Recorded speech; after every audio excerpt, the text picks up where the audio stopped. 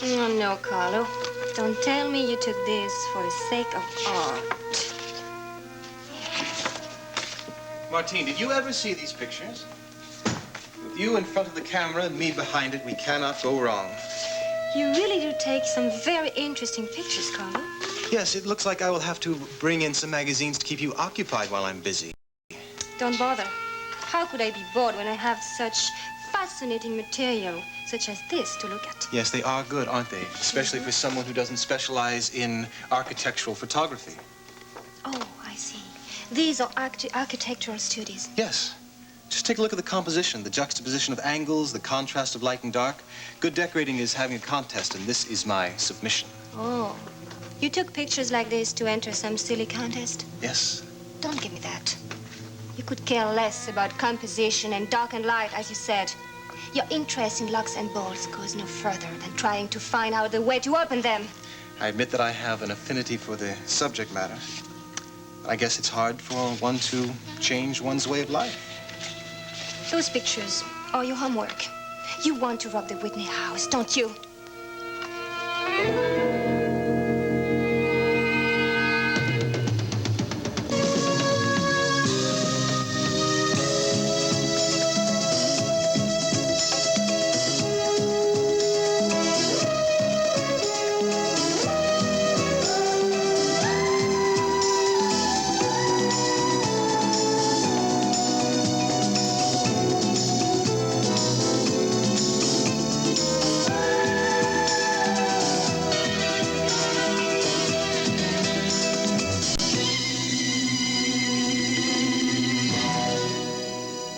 The Edge of Night is brought to you by Duncan Hines Layer Cake Mixes, Light and Moist Deluxe 2 and Extra Moist Pudding Recipe, and by Bowl 3, detergent plus full-strength fabric softener.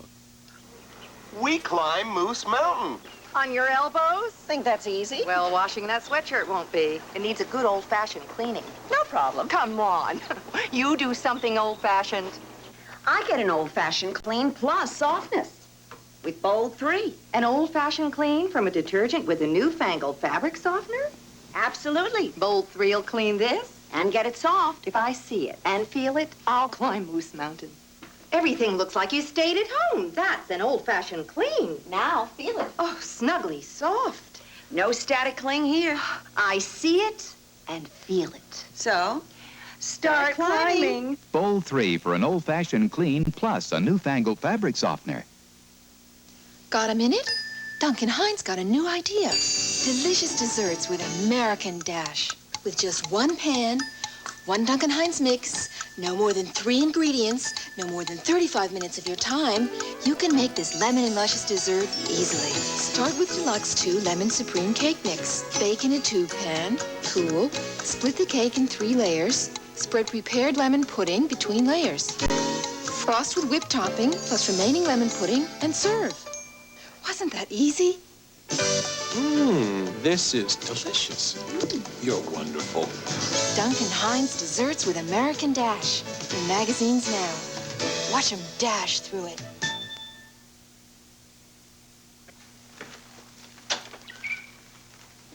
Well, don't you believe in calling ahead, Detective? Gunther, I told you when I talked to you last night that I'd be in today to ask some more questions. I'll be as brief as possible. Look, all you did was manage to waste a couple of gallons of police department gas. The Whitneys aren't here. They had an appointment with their decorator. They left about half hour ago. No problem. I'll catch up with them later. Oh, good. I'll tell them that you called. Have a nice day, Detective. Gunther, you said last night that the maid, Miss Christina Summers, would be in today. Is she here this morning? Yeah, she's out in the kitchen burning lunch. Oh. Well, I'd like to speak with her. Look, I already told you that the kid had nothing to do with the break-in. Well, I'd like her to tell me that herself, Gunther. All right, you want to talk to her? Be my guest. Only, don't be too rough on her because she's a little strange. Strange? How? I think she's got a couple of screws rattling around upstairs, you know? Like, the questions that she answers aren't always the one that you ask. Oh, don't get any funny ideas when I'm out of the room, because I counted all the silverware just this morning.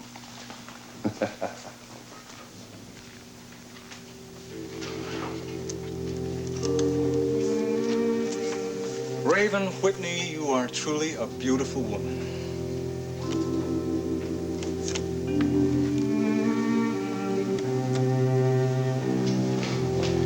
Well, here she is. And you know, she didn't even try to break away when I told her that you were here. You're Christina Summers? That's right.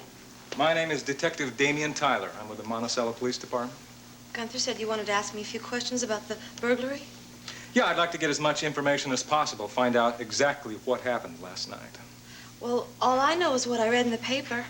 I left here last night at 5, and I didn't come back till this morning. I wasn't even here.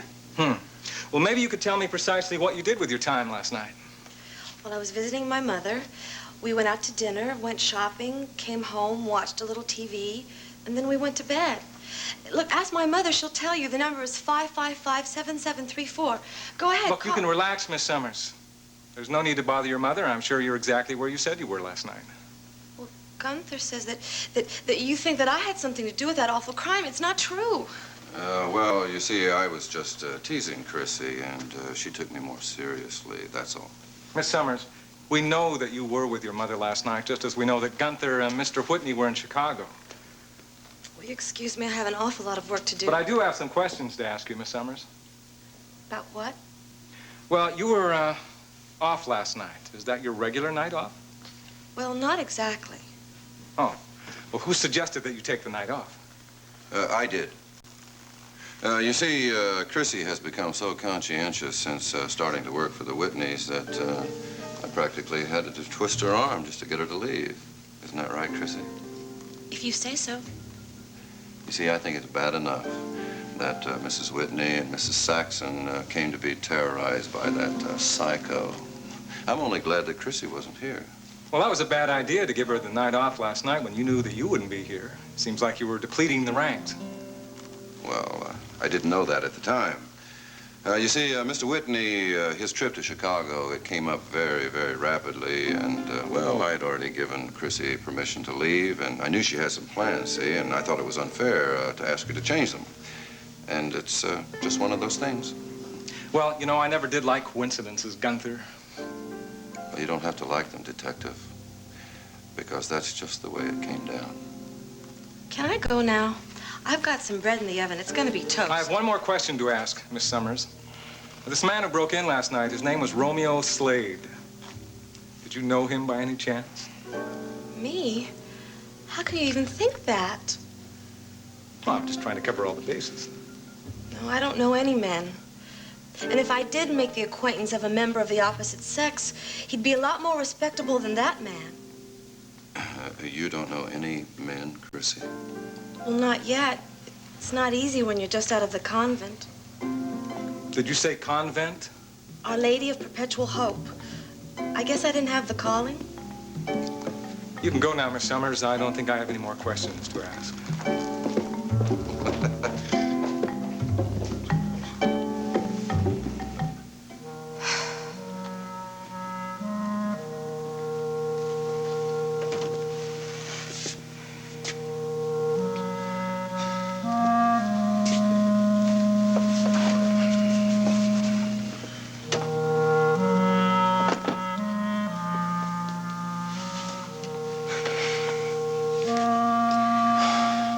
Apology.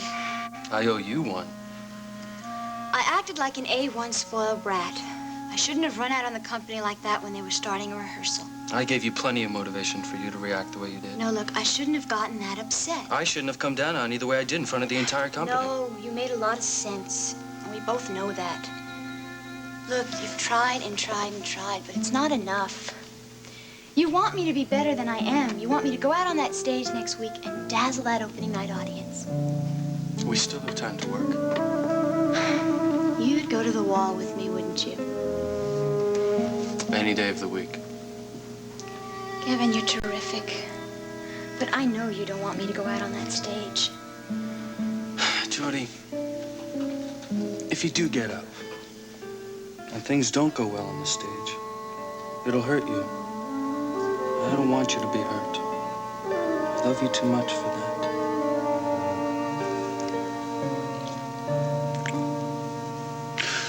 Do you know where you're supposed to be right now? You're supposed to be at the TV studio doing that interview with Nicole. That's right. Oh, Gavin, the last thing I want to do is go on TV and tell everybody how happy I am to be opening the Whitney Dance Company.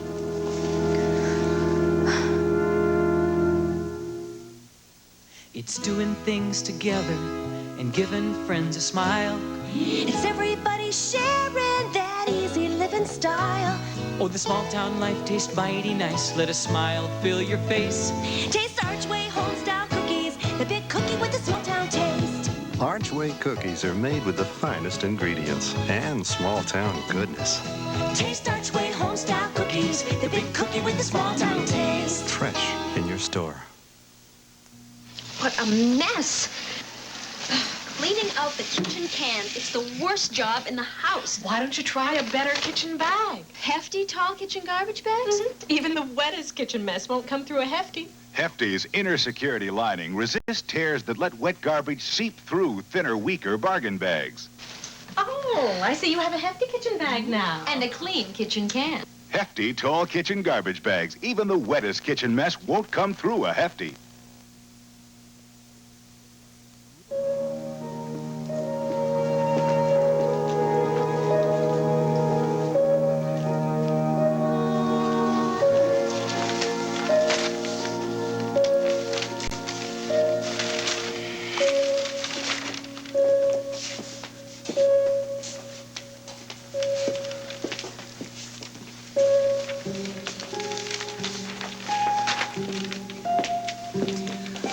Good morning.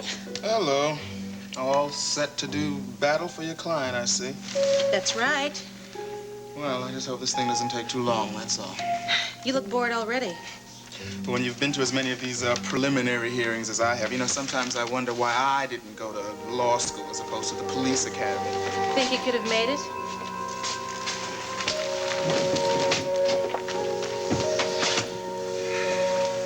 Be seated, please. Detective Stoner, approach the bench, please. I've read this document from the district attorney's office regarding this case. And I'd just like to ask a few more questions before deciding whether or not to turn it over for prosecution. Are you the arresting officer? Yes, Your Honor. According to your report, the accused, Richard Ives, entered Carl's liquor store at approximately 8:30 p.m. on the night of August 8th. That is correct. And according to the testimony of the proprietor, Carl Emerson, he waited several minutes before announcing his intention to rob the store? Yes, that's true. Then he approached the proprietor at the checkout counter, told him that he had a pistol in his pocket and that he would not hesitate to use it unless all available funds were put into a paper bag and handed over to him immediately. And did Mr. Emerson comply? Well, he reached into the cash drawer and came up with a .45 caliber revolver. Did he have a permit for that gun? I'll ask the questions, Miss Bannister. The answer is yes, Your Honor. He pointed the gun at the defendant and demanded that he leave the premises immediately. What happened then? Well, according to the proprietor, the defendant lunged at him in an attempt to wrestle the firearm from him. During the struggle, it went off, and the bullet hit Mr. Emerson in the hip. And what did the accused do then? Well, at that point, he ran out. That's how I got involved. I was in the vicinity on another matter, and I noticed him leaving in too big a hurry to go unnoticed. So I detained him, inquired what had happened, at which point I called an ambulance for Mr. Emerson and a patrol car to assist. I see. Well, the facts seem straightforward enough. Your Honor, if the court permit, I would like to ask Mr. Stoner a few questions. Well, this isn't a trial, Miss Bannister. But if the officer has no objection. No, I guess not.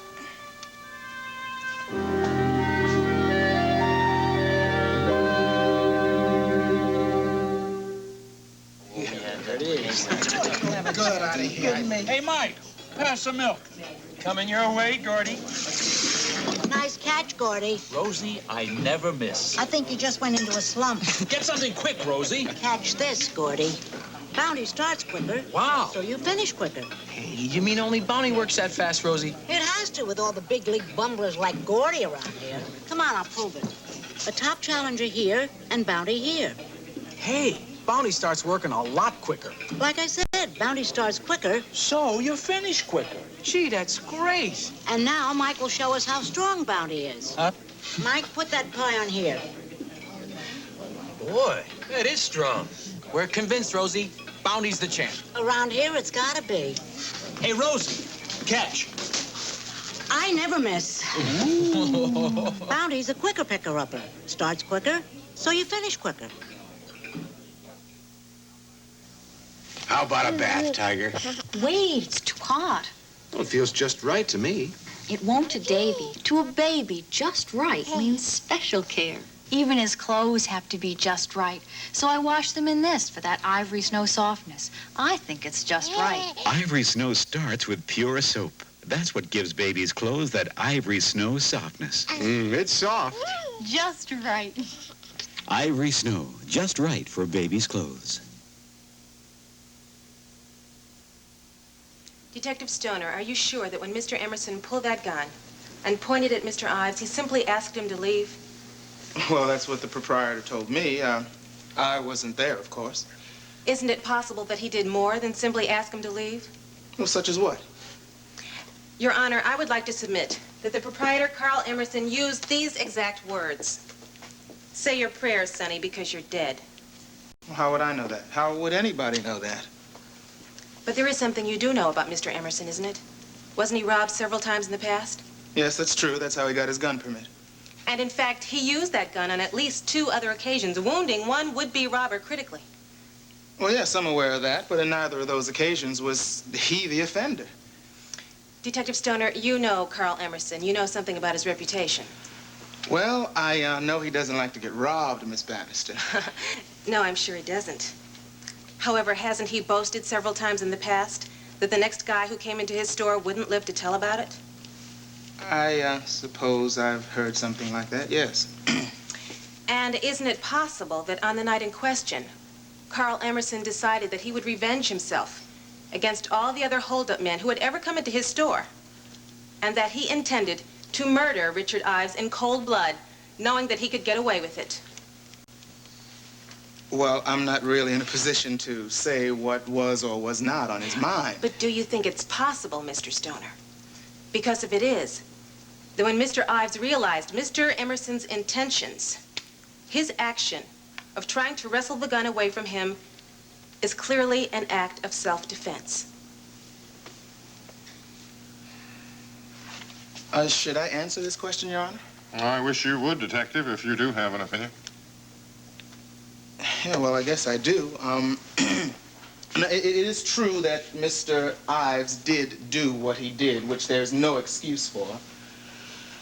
But it is also true that Mr. Emerson has a reputation for being trigger-happy and probably would have liked nothing more than to have been given an excuse to put a bullet through Mr. Ives's heart.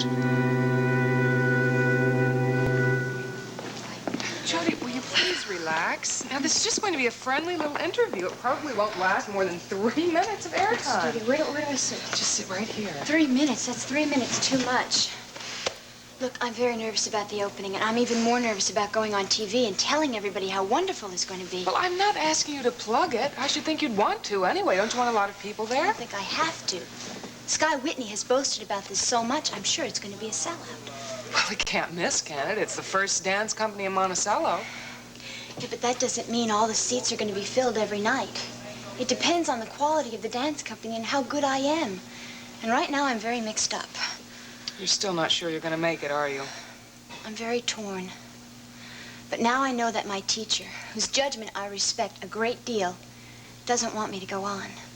Kevin said that. He feels that way. Well, no, he wasn't mean about it. He just cares for me. Well, I know he cares for you, honey.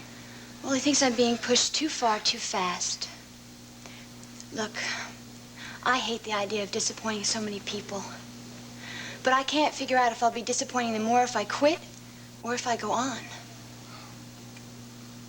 That's why you don't want to go through with this interview, isn't it? Now I'm disappointing you too, aren't I? No, you're not disappointing me. Jody, if you did decide to quit, how would you feel about going on the air and telling everybody why? You mean go on TV and tell all of Monticello? Yeah. Well, I'd rather do that than tell Skylar Whitney. Well, whatever you do, I suggest you make up your mind pretty fast. You're going to open next week, you know. Well, the truth is, I've already made my decision. It's definite, Nick. I'm not going to go through with it. I'm not going to be an overnight star. I'm going to wait until I'm really ready. Martine, there is no reason for you to get all worked up. Your suspicions are totally unfounded. Well, I don't believe you. And I want to know. Are you going to rob Skylar Whitney's Martine, house? I have a whole new life. I have no need, nor do I want any of Skylar Whitney's baubles. You're not after his baubles. You don't care for his money. You want something else. Such as? Revenge. You want to even the score with Skylar Whitney for what he did to you in Paris. That was a long time ago. I don't even think about it anymore. No. You've never gotten over that night. The humiliation of being caught. Pictures. I got away, didn't I? That's all that counts. Yes, you remain free. The price was high. He treated you like dirt. And the final humiliation was to see Sky take your place in my life. That was then, and this is now. And nobody is going to take my place in your life ever again. Nobody.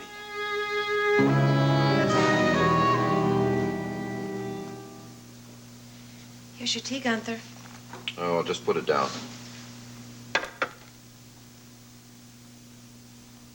You want something, Chrissy? I'm curious, Gunther. Why did you tell Detective Tyler that you told me to take the night off? Well, you had a legitimate alibi, and I didn't want the good detective to suspect you of any wrongdoing. But Mr. Whitney said it was all right. He said it was perfect. Well, I was just thinking of our employer. You know, I've got a little tip for you, Chrissy. Follow my example. You can go a long way in domestic service if you think of your employer a little more often. Now, our boss is a very busy man. Now the cops won't be bothering him with questioning. I've saved him the time and spared him embarrassment. Now, everybody's happy, right? Yes, I see. Well, I'm glad you got it straight. What are you going to be doing the rest of the afternoon? I was just going upstairs to straighten up the bedroom. Well, I want you to take care of this grocery list first. And I don't want you to come back here this afternoon until you've gotten every item on that list, okay? I have to go into every store in Monticello to get all this. Oh, well, you do that. Oh, Chrissy, have fun. And if you're smart, you keep your mouth shut.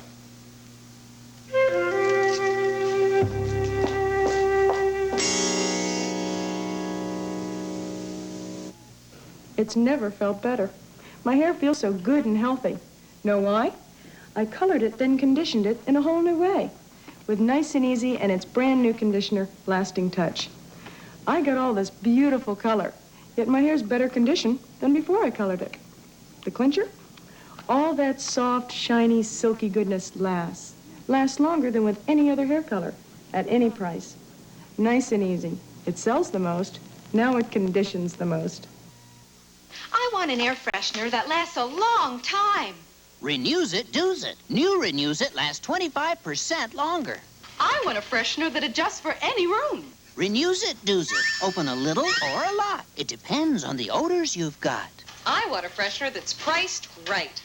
Renews It, Do's It. New Renews It lasts 25% longer. And it's adjustable. And it's still priced right. Renews It, Do's It all. Tonight at 7:30, Archie and Edith take off for a second honeymoon in celebration of the 25th anniversary on All in the Family. Then at 8, Joan Hackett is a neglected wife whose boredom leads to murder in The Other Man.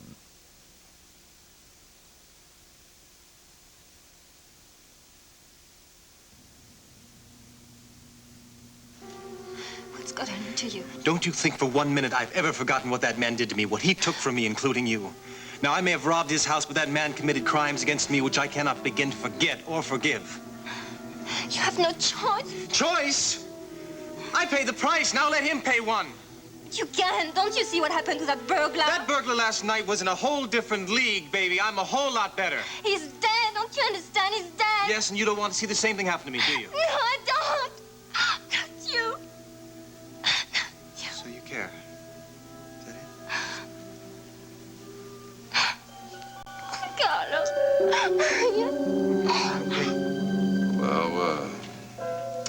Mr. Whitney, I see you finally got your little private room all locked up without my help. Nobody will know your little secrets now, huh? Is that what happened to Raven? Did she learn your secrets? Is that why your brand new wife had to die?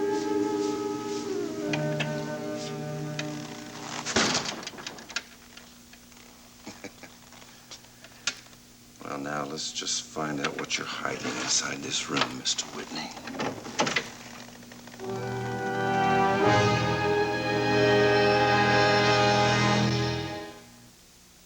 Temptation. It's tough to resist. Ask anyone who's trying to diet. Well, now there's something new from the people at Contact. Maximum... Monday, September 21st, right here on